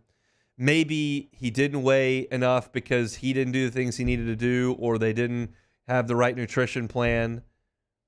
And maybe they determined that the best thing to do is to put him out there at the nickel a lot, and team schemed him out of there, and there's just not much we can do because he didn't weigh enough to play inside, so there's no versatility there. Like, maybe all that's true. I just don't accept it. I don't accept that in his first year, maybe. Maybe you've got a young pup who's got no idea what he's doing in college, has never been trained at inside linebacker. He's not technically there. He's not weight-wise there, but he's so talented. We got to play him. Here, go rush the passer. In year 2, he ought to weigh the right amount. In year 2, you ought to be able to play him anywhere you want to play him.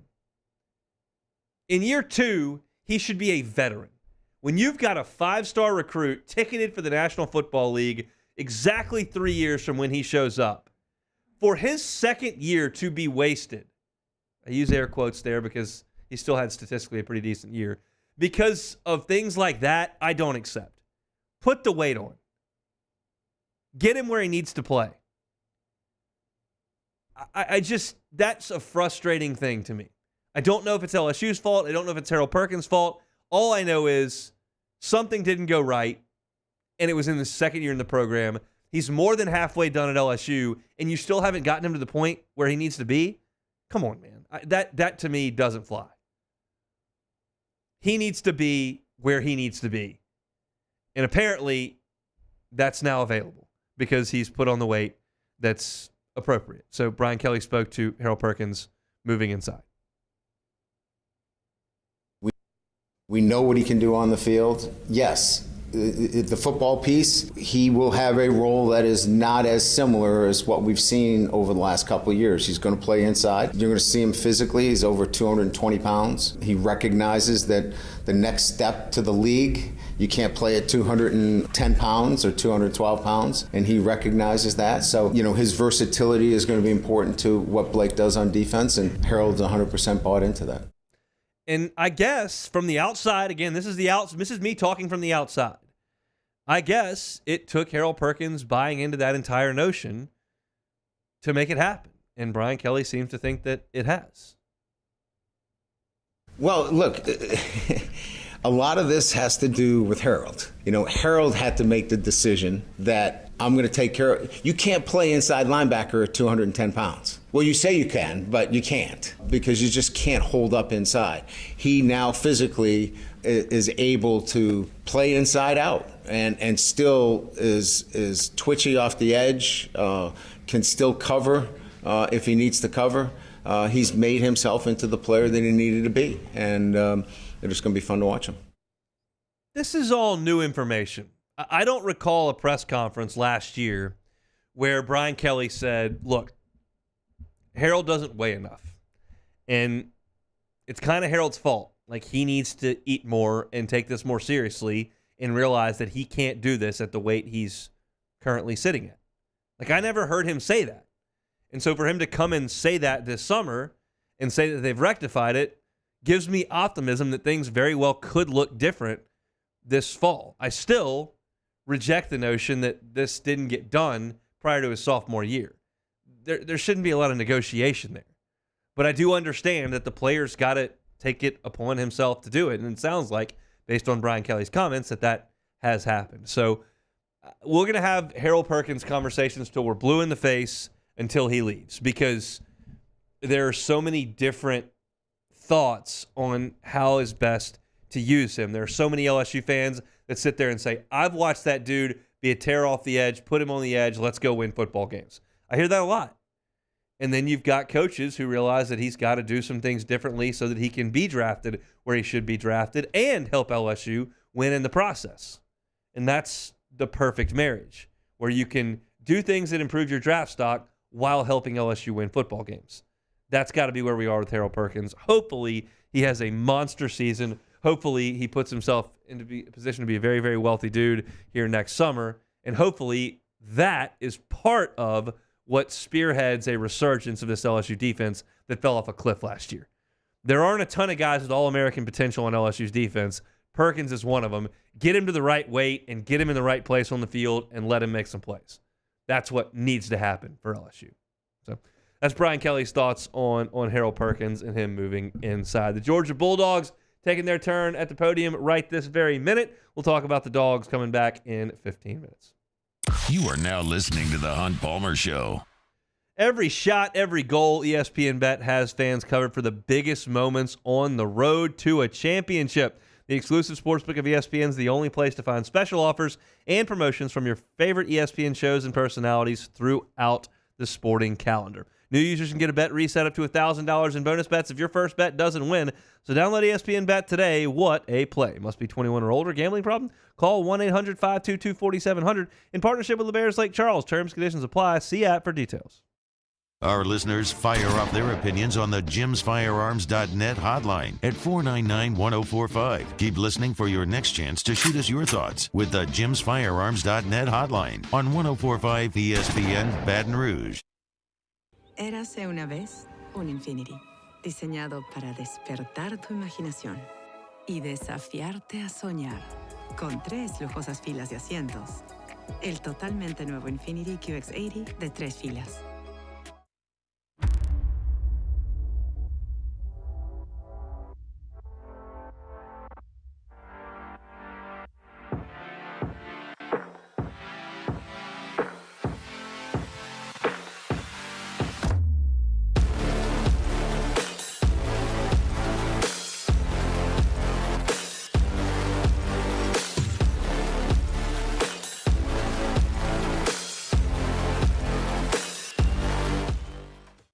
Gulf Coast Office Products is a nationally recognized Savin office equipment dealer based right here in Louisiana. Over 100 employees strong, Gulf Coast has the boots on the ground to support all vertical markets, from education, engineering, legal, and finance. With the latest in office technology, from desktop to production segment units, Gulf Coast and Savin have the perfect fit for you. Call 225-756-2644. That's 756-2644 for Gulf Coast Office Products. Farming is a way of life for us. It's not something we get up in the morning and dread going do. It's just something we go to bed at night looking forward to getting up to go do. John Deere equipment is what we as farmers strive to have. So it's in your blood, it's in your veins. It's just a part of who you are. Green is what we want to be in. The other tractors were acquired to patch it up to get to where you want to be, where we want to be is in John Deere. Flip the switch and learn more about what it means to be powered by sunshine at sunequip.com. I've been doing business with Luba for 25 years. They're dependable, trustworthy. It's just the attention to detail with our clients. Our folks have years and years of experience. They're highly trained professionals, but many companies have that asset. What I'd like to think makes Luba a bit different is that we use those talents in a way that truly is dedicated to serving the needs of the folks who depend on us. Breck teamed up to reimagine your parks, and you imagined big. With your help, we went to work creating 12 beautiful community parks across the parish. A family-sized water park, miles and miles of trails, and parks just for your dogs. There are more places to splash, to explore, to run wild, and even soar. You imagined, we delivered gold. Breck, your #1 park system in the nation.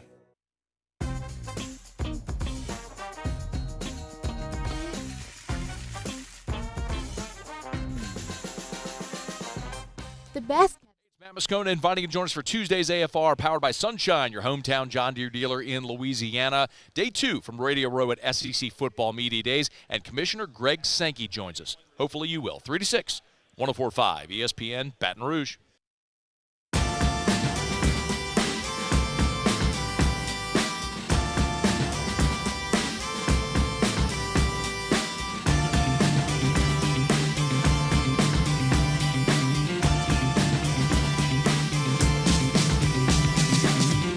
This is the Hunt Palmer Show, brought to you by Plucker's Wing Bar.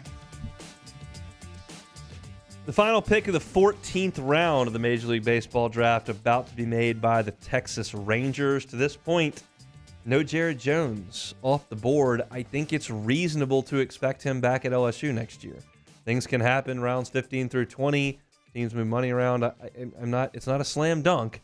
But they are now done with the 14th round, and Jared Jones' name has not come off the board. As I said at the top of the show today, I could realistically see a situation where a team looked at its first 10 rounds, kind of moved the money around to see what they had available, and then took a big swing in the 11th round at Jared Jones, maybe the 12th round at Jared Jones, because they felt like they had $900,000 saved up they could maybe offer.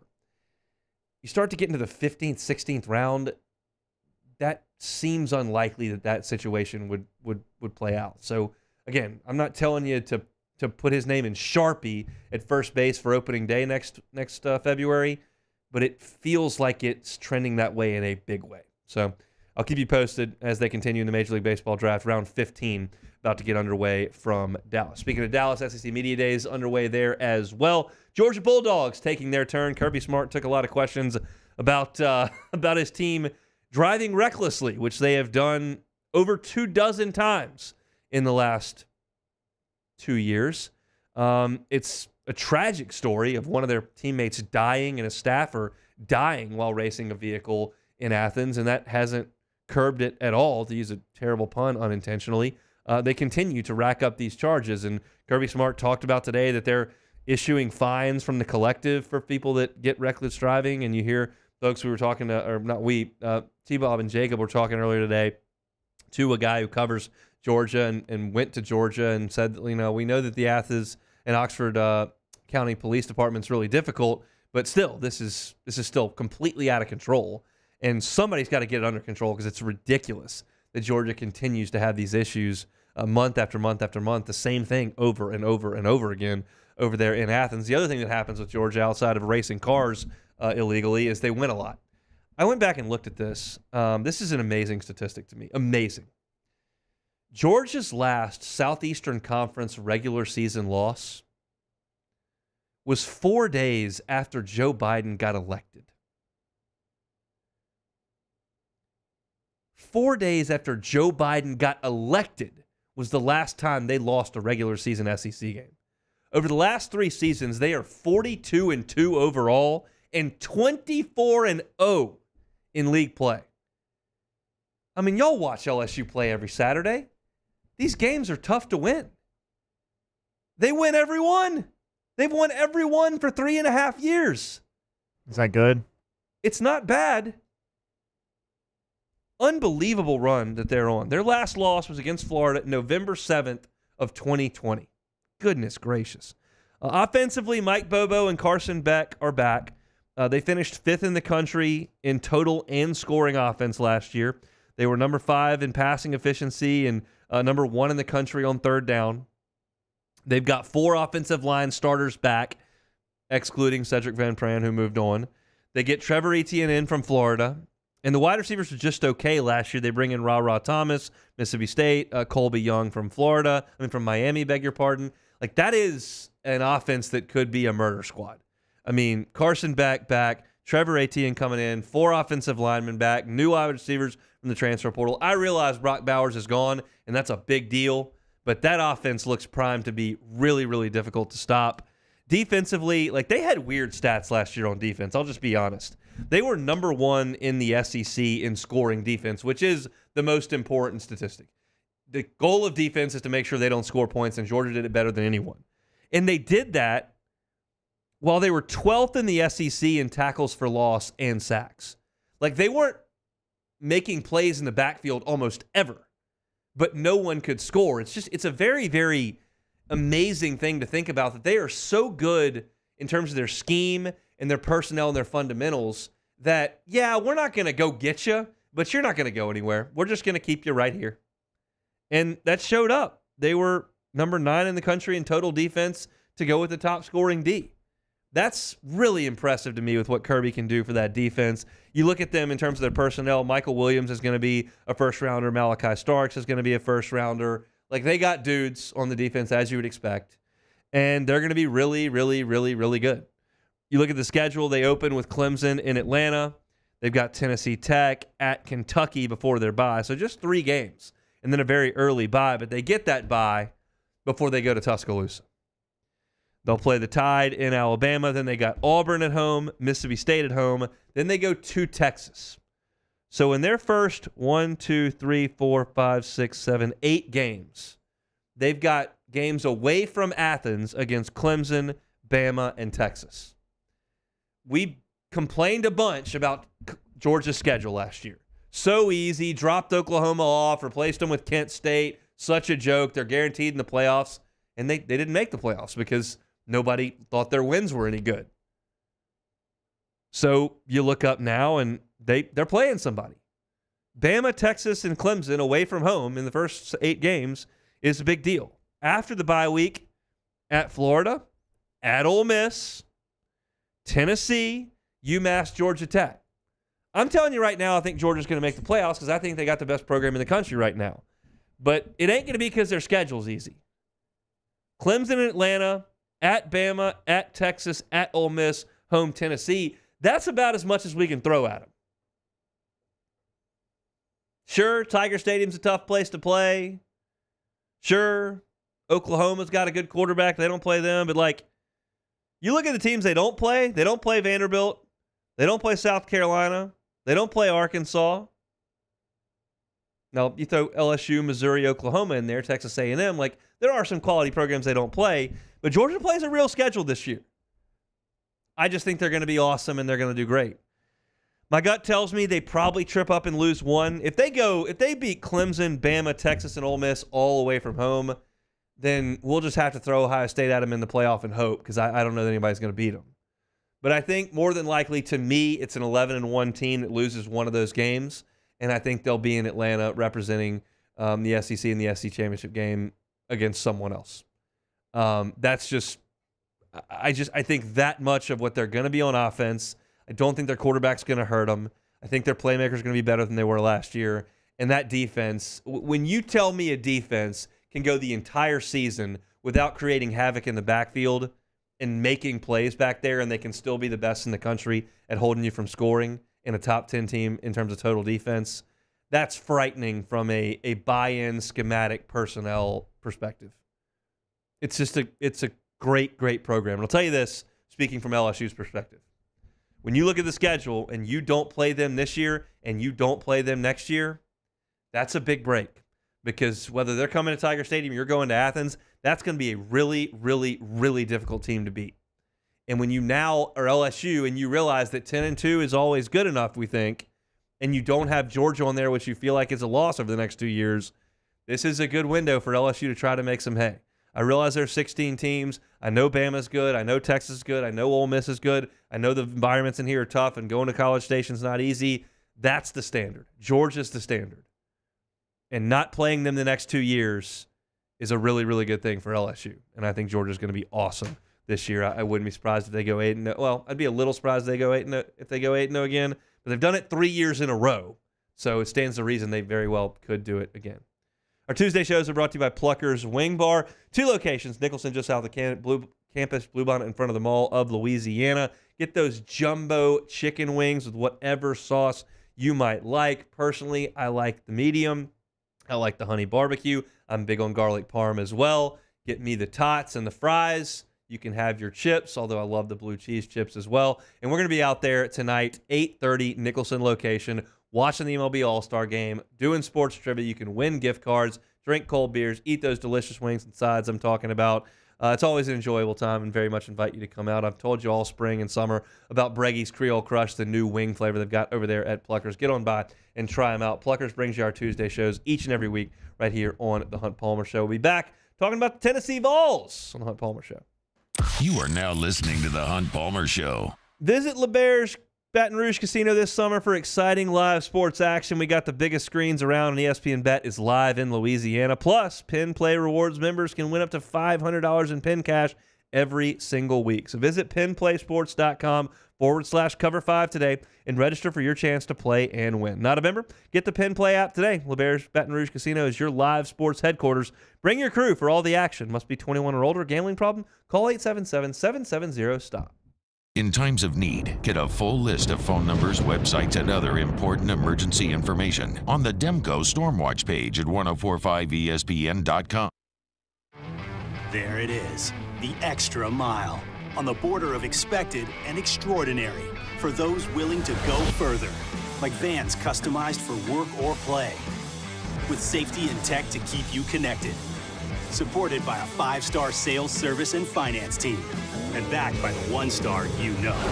So go the extra mile. It's never crowded, because so few have what it takes to go there. Mercedes-Benz Vans. Farming is a way of life for us. It's not something we get up in the morning and dread going do. It's just something we go to bed at night looking forward to getting up to go do. John Deere equipment is what we as farmers strive to have. It's in your blood, it's in your veins. It's just a part of who you are. Green is what we want to be in. The other tractors were acquired to patch it up to get to where you want to be. Where we want to be is in John Deere.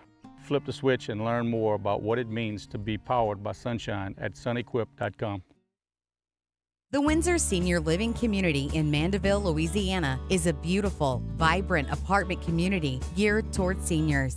They are nestled right in the heart of Mandeville, where seniors live a more carefree lifestyle in spacious apartments with the peace of mind that comes from having a little extra help. Call the Windsor at 985-624-8040 to schedule a lunch and tour.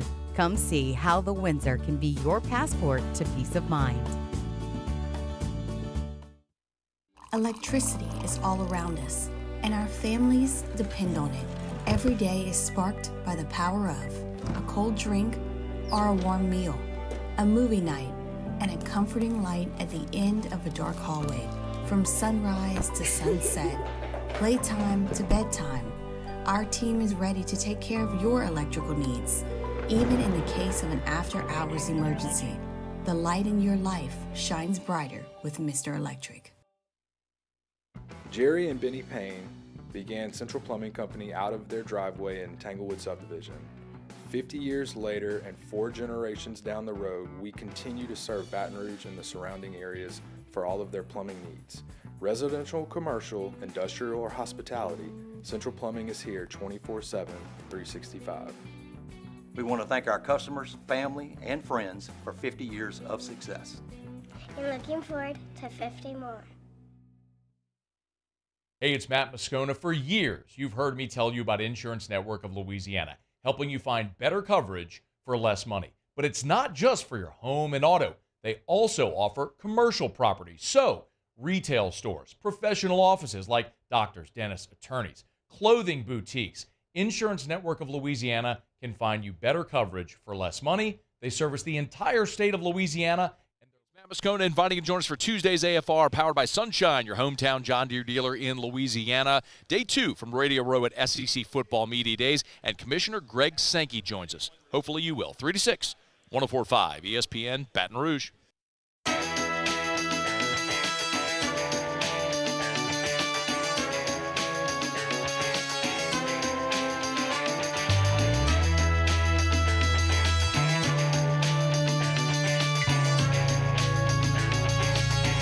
You're listening to The Hunt Palmer Show, brought to you by Plucker's Wing Bar. MLB draft chugging along. They're almost through 15 rounds. The only LSU player that has been selected today, Justin Lohr, the left-hander in the transfer portal, was selected a little bit earlier. No clue if he's going to take that and go or look to play one more year of college baseball, but won't be in Baton Rouge, we don't think, for the springtime. Still no Jared Jones off the board, and that's kind of the name that we've been looking at. I just don't think that's going to happen at this point, but we shall certainly see. Let's talk about the Tennessee Vols. LSU does not play Tennessee this year. Vols came in a couple of years ago, but LSU gotten a few years off from Tennessee. I think what we can say about Tennessee unequivocally, in my opinion, is that Josh Heupel has been a really good hire for the Vols. That's been a program that's been lost and searching through all the years that we are very, very familiar with, from Derek Dooley and Lane Kiffin and the disaster that was Butch Jones, and they've just been looking and searching, and finally they decided on Josh Heupel, and we thought maybe that was just a lazy hire by an athletic director that had him at Central Florida and then took the Tennessee job and brought him right on with him. But it's been really good. They've won 27 games in 3 years. That's their best stretch since 2002 through 2004, when they won 28 under Phil Fulmer. So Josh Heupel has created a solid program there over the last 3 seasons. That 2022 offense was incredibly elite with Hendon Hooker, no doubt. In 2023, it wasn't elite. When they scored 20 points or more, they were 8-0. But the problem is there were 5 games they didn't score 20 points or more, and they went 1-4. They got to continue to score at that pace, and they think they're going to because they've got a trigger man they trust more than Joe Milton. Now, Beck, this is very important. These vowel-heavy names eventually start to roll off the tongue. Yeah. I got Ken Niumatalolo. I got Tua Tagovailoa. I got Tim Biakabatuka. Like, I got like the name. The name. Eventually, you say it enough and it rolls off the tongue. Mm-hmm. I haven't gotten there with Nico yet, but I think I'm very, very close. You're close. There's going to be a time where it's just going to pop for me, and I think I've got it. It's Nico Iamaleava. That's it. That's it. Nico You're done. Iamaleava, and I think it's going to roll from here on out with Nico Iamaleava. And they think he's going to be really, really good. 6'6", 210 pounds, former 5-star, number 1 quarterback in the country. And he was pretty good in their bowl game, just modest in terms of yardage, but seemed to run the offense pretty well. And they think he's going to be the closer to Hendon Hooker than Joe Milton was. And that's kind of the goal, I think. He's got a lot of toys on the outside. Brew McCoy's really good. Squirrel White is really good. And then you go to the offensive line where they got Cooper Mays and Javonte Spraggins back. It's just really, really good on the inside. And they bring in Lance Hurd, who we all think is going to be pretty damn good on the outside as a former 5-star tackle as well. So you set the foundation with a really good offensive front, really good skill players on the outside. And if Iamaleava can be the trigger man back there and run this fast-paced offense, they could be really good. Here's the thing that a lot of people, I don't know if you remember or didn't realize at the time, Tennessee played pretty well on defense last year. They were 4th in the nation in tackles for loss. They were 8th in the nation in sacks. James Pierce Jr. is back. He's going to be a top 5 pick, we think. Their corners are new, but they're going to be good, they think. Like, Tennessee's kind of gotten back to the personnel they need on defense. Now, you may say that Heupel's always going to go fast. He's an offense guy. The defense is never going to play well if you're going that hyper speed, because you're going to have some drives where you don't get a first down or you only get one and the defense is right back out on the field. And that all may be true. But I think that this defense has a chance to be pretty good, and I think the offense has a chance to be really good. And then I look at the schedule, and I go, okay, they don't play LSU, they don't play Ole Miss, they don't play Texas, they don't play A&M. I kind of like the way the schedule frames up for Tennessee. We'll go through it. They play Chattanooga. They play NC State and Charlotte. Forgive me, I think they're going to beat NC State. I don't have a lot of respect for the Wolfpack program at this point. Then you're at Oklahoma. That's huge.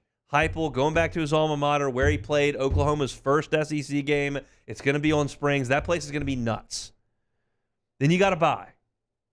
Then you're at Arkansas. Shouldn't be a problem. You play Florida in Knoxville. Shouldn't be a problem. Then you got Bama at home. That'll be huge for that program. Last time Bama was there, they won, scored 52 points. Like, that'll be the best environment of the year for Tennessee at home. Then you got a bye. Then you got Kentucky. Should handle them in Knoxville. Mississippi State, you should handle them in Knoxville. You're at Georgia. I think they're going to lose that game. I think they're losing at Georgia. We'll just put that aside. Then they play UTEP and they're at Vandy. Both of those are rental wins, even though one's a conference game. If I boil it down that way, and I just tell you, they're going to lose to Georgia. But then all you've got to do is split at OU and home Bama. If they split at OU and home Bama, and they lose to Georgia, then the path to the playoff lies in winning these games. Chattanooga, NC State, Kent State, at Arkansas, Florida, Kentucky, Mississippi State, UTEP, and Vandy. That's real doable, folks. Real doable. And that's what I'm talking about really all year since we've determined this 12-team playoff was going to be a thing. It just changes the way you look at the schedule. Because if this were this time last year, and I were going to tell you that Tennessee was going to lose at Georgia, well, that basically means they cannot win the East. So you have to run the table. You have to go to Oklahoma and win, and you have to beat Bama at home. And if you lose either of those games, you're out. Now I'm telling you, all you got to do is split them, and you're in. Now, you may tell me as a college football fan, well, that takes out the environment of those games. That game at Oklahoma, that game at Alabama, it was the be-all, end-all. It was do or die. You had to have it. That's what makes it great. I disagree. I think it's great because these teams are going to play in a great environment, in a highly competitive game, and one team's going to win and one team's going to lose, and you're still going to have the euphoria of the win and the agony of the loss. However, if Tennessee rebounds and they go play Penn State in Knoxville in a playoff game in December, that's awesome. Not only do I get to watch those games in September and November, I also get to watch the ones in December, if it works out that way. I'll tell you this. I told you before in the segment we did early on that I'm not super high on Mizzou's team. I'm super high on their schedule. I told you I'm not high on Oklahoma as far as their playoff outlook goes. I think they're a 4-loss team. I am high on Tennessee this year. I think the Vols are good. I don't know what their SEC over-under is, and we'll do that exercise in August when we're in the middle of more talking season and interview season and over-under season and watch list season and all that kind of stuff. I'll get into what Tennessee's over-under is. I like Tennessee. I think it might be a playoff team. Now, if Elam Aliyeva's not great, Elam Aliyeva's not great, and he turns the ball over too much, then I stand corrected. I'm banking on him being in his second year with a really good quarterback coach in a quarterback-friendly offense with a good offensive line and great skill position players. I'm counting on him being pretty good. And if he's pretty good, I think Tennessee is going to be a playoff team. I think that they've gotten there from a recruiting perspective, transfer portal perspective, the offensive identity of the team. That's something Tennessee did not have for a decade plus. What is your identity? What is the difference in a Butch Jones team versus a Derek Dooley team? We didn't see Lane Kiffin there long enough to see. But there was no distinguishing characteristic. I'm not even talking about Jeremy Pruitt. There was no distinguishing characteristic of any of those guys. At least now you've got an identity with Tennessee. They're going to go fast. They've got good quarterbacks, great home environment. Yeah, you might not go to Athens and win, but you can still get in doing the things you need to do. So I like Tennessee this year. I think they're going to be good. And that's our look at the 4 teams that are over there in Dallas this second day of SEC Media Days. Not super high on OU. On Missouri, even though I think their schedule's easy. I think Georgia's going to be great again, and I think Tennessee is going to be very good. That's kind of my story here. We're going to stick to it. Right now, Eli Drinkwitz is on the podium, and I'll briefly discuss one of the things that he brought up to kind of change the topic here. He basically opened his opening statement at the big room that they all go to at SEC Media Days by saying that the Hall of Fame in college football is incomplete without Mike Leach in it. Coach Leach is just percentage points, not percentage points, fractions of a percentage point away from the minimum threshold to be a Hall of Fame coach. You have to win 60% of your games. He's at 59 point something. And Eli Drinkwitz is going there and voicing championing Mike Leach basically for the Hall of Fame. And I agree. I believe that Mike Leach should go to the Hall of Fame because guess what? I think if he was the head coach at Tennessee or Auburn or USC or Penn State, he'd have won 68% of his games. Instead, he was the head coach at Texas Tech and Washington State and Mississippi State, the runts of their respective conferences. And he won at all those places. Not at one place. He won at all those places.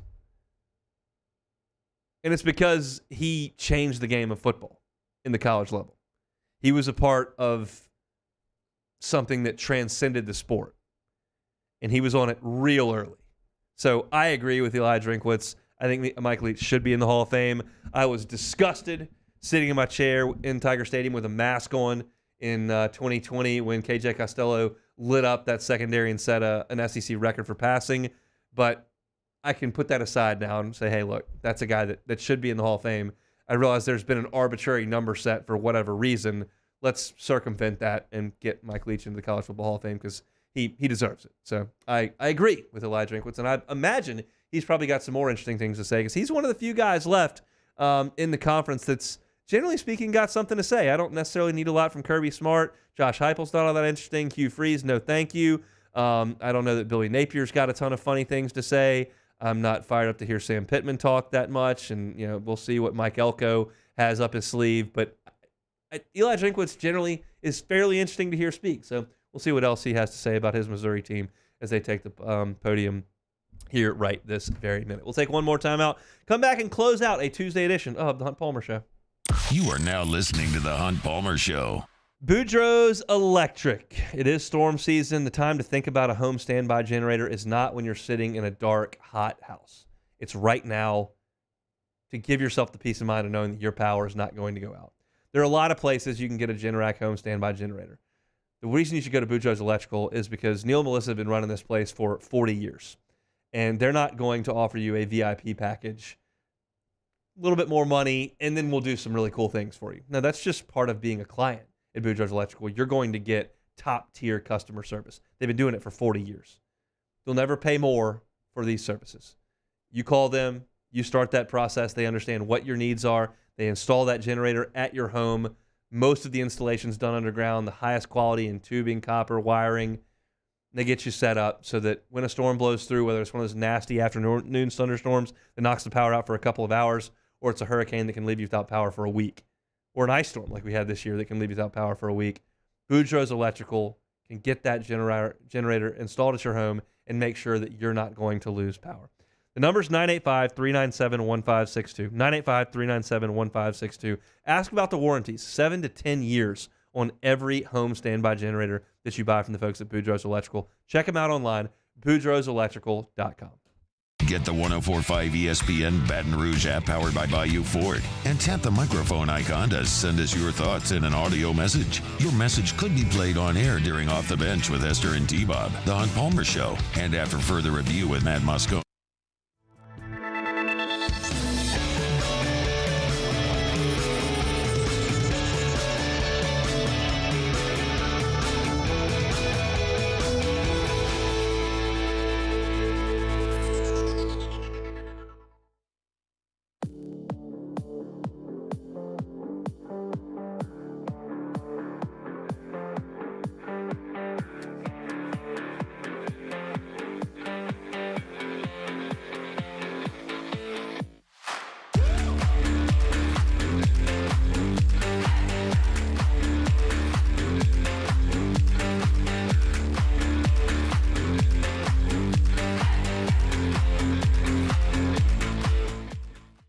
Gulf Coast Office Products is a nationally recognized Savin office equipment dealer based right here in Louisiana. Over 100 employees strong, Gulf Coast has the boots on the ground to support all vertical markets, from education, engineering, legal, and finance. With the latest in office technology, from desktop to production segment units, Gulf Coast and Savin have the perfect fit for you.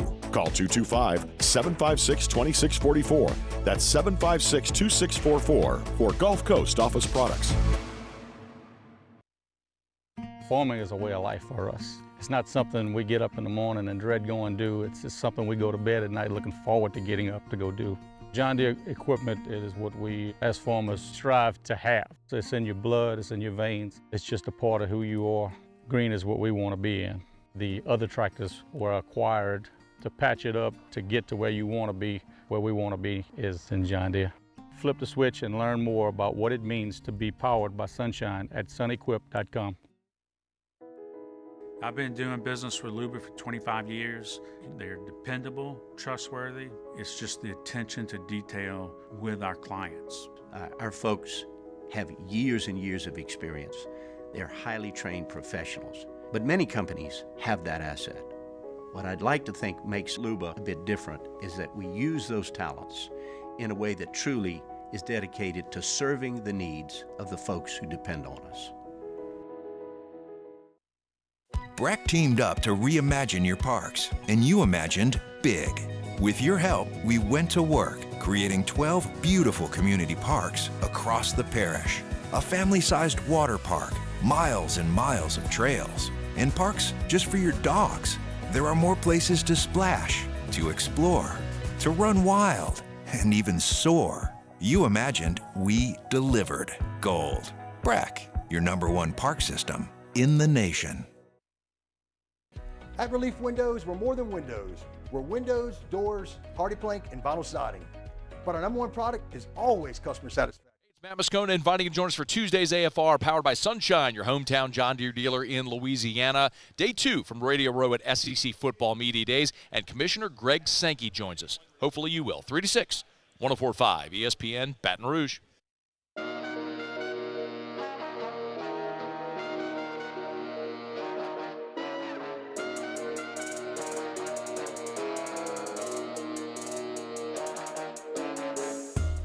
Perkins Construction and Roofing bring you live coverage of the 2024 SEC Football Media Days all this week. You can find highlights from the week on the 104.5 ESPN YouTube channel. Our coverage is also brought to you locally by Rev Business and Relief Windows. Follow us from Dallas all this week. In just a few minutes, Matt will be coming on from 3 to 6 for the 2024 SEC Football Media Days presented by Perkins Construction and Roofing. This is the Hunt Palmer Show, brought to you by Plucker's Wing Bar. Excited for tomorrow, SEC Media Day. You're going to get Alabama, Mississippi State, Florida, and Texas. Kalen DeBoer's first chance to meet with the Southeastern Conference media. Texas's first chance to meet with the Southeastern Conference's media. I can't wait to hear some of the things that Billy Napier is asked. I don't know that he's going to give great answers, but I would imagine a hot seat or expectation questions are going to come up when Vegas tells you your win total is 4.5. That's a little eye-opening. So we'll see what Billy Napier has to say. And then Jeff Levy, his first chance to represent Mississippi State at SEC Media Days, as well. As far as the players that are going to show up, you're going to need all 4 quarterbacks: Jalen Milroe from Alabama, Graham Mertz from Florida, Quinn Ewers from Texas, and Blake Shapen from Mississippi State. Montreal Johnson going from Florida, Malachi Moore from Alabama. So the Tide will go first at about 10:05 Eastern time there from Dallas, and we'll have you some thoughts on all 4 of those teams tomorrow, and sure that Jacob T-Bob and Matt will be all over it from Radio Row on tomorrow's show. Just saw a social media post back from Ingrid Andrus. For those that don't know who Ingrid Andrus is, she's the one who sang the national anthem at the Home Run Derby last night. It kind of went viral a little bit because it didn't go very well. Ingrid Andrus took to her social media accounts and said, "I'm not going to BS y'all. I was drunk last night. I'm checking myself into a facility today to get help I need. That was not me last night. I apologize to MLB, all the fans in this country I love so much for that rendition. I'll let y'all know how this rehab is. I hear it's super fun. XO Ingrid." So, explanation for a very, very poor derby. I actually had a friend who went to the Home Run Derby last night, and we were in a group text with some other guys, and my buddy was like, "What was that?" And my buddy who was there was like, I mean, everyone was kind of like laughing at the beginning, and then we all were like kind of looking around like, what is going on? Like it was noticeable in the stadium that it was really, really off and very, very much not good. Turns out that Ingrid Andress was drunk and was not herself and is checking herself in. Great that she's getting the help that she says that she needs. I actually really like Ingrid Andress. She's got a couple songs that I think are awesome. Last night, not one of them. Was that a little shocking to you back to hear last night? Yeah, of course it was shocking. I mean, I've heard a few of her songs too, and she seems to be a pretty talented singer, capable, I think, of singing the national anthem. So I tend to believe that she definitely had to have had something wrong with her last night, and apparently she was drunk. So she must have been like, it must have been really bad. Hammered. Yeah, it must have been pretty bad. Because I think it's very common for performers to play a concert with a buzz. Like, but I mean, if you're just absolutely housed, like that's going to be a difficult thing to do. So hopefully Ingrid Andress gets everything figured out, but not her best work last night. Good thing that she's getting things checked on over at a rehab facility. All right, let's do some take it or leave it, Beck. All right, first one here, a 1-2-3 first inning for Paul Skeens tonight. Take it or leave it. I will take it. I will take it. The lineups are out. I saw this, so let me pull it up to make sure. My guess was it was Gunnar Henderson, Juan Soto, and Aaron Judge. That was my guess. It is going to be Stephen Kwan, Gunnar Henderson, and Juan Soto. So they will put Kwan, who leads the MLB in batting average, at the top of the order. For those that are not familiar with Stephen Kwan, he was actually on that loaded Oregon State team that LSU beat in 2017. It was him and Nick Madrigal and some of those guys. Kwan was a great player on that team. So he'll lead off, then Gunnar Henderson, then Juan Soto. If anyone reaches, it would be Aaron Judge. I'm excited for that. I will be locked in for Paul Skeens' start. I would imagine only one inning for him. We'll see. I think all eyes will be fixated on the rookie sensation, and certainly they will be down here in Baton Rouge. The first pitch scheduled for 7 o'clock this evening. All right, next one here. Jared Jones has still not been drafted as of the 15-round beginning just a few moments ago. 30 home runs for Bear next year in purple and gold. Take it or leave it. I'm going to leave 30 homers. I think that's a little ambitious, but I do think that you can absolutely write him in pen for 20 and hope to get 24, 25, 26, 27, 28 like he did this year. And that's just so valuable in baseball. Like it's a power sport, and I know a lot of people are clinging to the idea that like you got to manufacture runs and you got to hit it the other way and you got to shorten your approach with 2 strikes, and all that is actually true. You do have to do that, but it just makes life easier if you've got a guy up there that can bash it over the fence, and you don't have to get 5 hits to score 3 runs. You only need to get the one big one. And if you hit 28 home runs, there are a lot of games where you don't hit one, and guys have got to manufacture some things. But having one of the top power hitters in college baseball would be massive for this LSU program. And right now I'm looking at the 15th round, and right now he did not go in the 15th round. So, look, I'm not going to speak in absolutes here, but Jared Jones being drafted in the 16th or 17th round and signing a deal would be pretty shocking to me. I'll put it that as frankly as I can. I'd be shocked if he goes in the 17th round and signs a deal that's lucrative enough to pull him away. I would feel good telling you that LSU is going to have Jared Jones back next year. All right, last one here. Rory McIlroy said at his opening press conference at the Open Championship he accidentally ghosted Tiger Woods after he messaged him following his collapse at Pinehurst last month. McIlroy apparently changed his number a few days after the tournament, didn't know he missed the text until he saw Tiger today, and he asked him, hey, man, did you get my text? Ghosting the GOAT. Take it or leave it. I'll leave it. You don't want to ghost him, but I don't know if you can call it ghosting if you changed your number and didn't know it was him. Yeah, that's fair, I guess, but yeah, I mean, I would imagine Rory got quite a few text messages after that. Maybe that's why he changed his number, because he was just getting blown up. I don't know. The tabloids ran with a bunch of stuff when the divorce thing was on the table. Who knows what the real situation is there. But, yeah, I mean, Rory's always got a pretty good perspective, and I think he'll be back in action this week at Troon. Maybe a little preview of that tomorrow on the show. We got a lot to get to tomorrow with 4 teams going, and we'll be draft wrapping up. What if Wednesday Glenn West is going to join us? So Lots and lots to get to on tomorrow's show. Our Tuesday shows are brought to you by Pluckers. I'll be there tonight for Sports Trivia, 8:30. Hope you'll come out. Nicholson location of Pluckers. If you missed any of today's show, we open things up talking about the draft and what we could expect today. Brian Kelly audio on Garrett Nussmeier. You can find that on YouTube. Hunt on LSU. Previewed Oklahoma, Missouri, Georgia, and Tennessee. And also heard Brian Kelly's thoughts on Harold Perkins. You can watch that on YouTube at Hunt on LSU. Any of the show you missed, you can catch the entirety of it on demand, 1045ESPN.com's on-demand tab, Apple Podcasts, Spotify, Google, wherever you find your sound. And certainly you can find our LSU and Saints on YouTube. Hunt on LSU, Hunt on Saints as well. The Saints rookies reported to camp today. More on that as the week lingers on. Matt's going to crank things up from Radio Row, SEC Media Days from Dallas. He'll drive you home. Coming up next, we're back tomorrow, same time and same place. Have a great Tuesday. It's the Hunt Palmer Show.